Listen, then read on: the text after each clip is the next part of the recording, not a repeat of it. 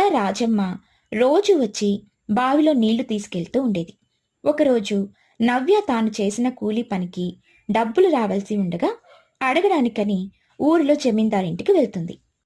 సరిగ్గా అప్పుడే నీటి కోసం అక్కడికొస్తుంది రాజమ్మ.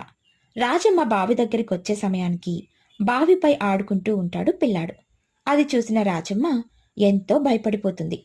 అయ్యో, అయ్యయ్యో, ఈ పిల్లాడేంటి ఇక్కడ బావి మీద కూర్చున్నాడు? ఒకవేళ బావిలో పడిపోతే ఎలా అని అనుకుంటూ ఉండగా నవ్య అక్కడికొస్తుంది. నవ్య ఇంటికి రాగానే బావిపై తన తమ్ముణ్ణి చూసి పరిగెత్తుకుంటూ బావి దగ్గరికి వెళ్తుంది. అంతలో బావిపై ఉన్న మూత మధ్యలోకి విరగడంతో పిల్లాడు బావిలో పడిపోతాడు. నీళ్లు బావి నిండుగా ఉండడంతో పిల్లాడు నీటిలో మునిగిపోతూ ఉంటాడు. అది చూసిన నవ్య వెంటనే ఒక బకెట్కి తాడు కట్టి నీటిలో వేస్తుంది.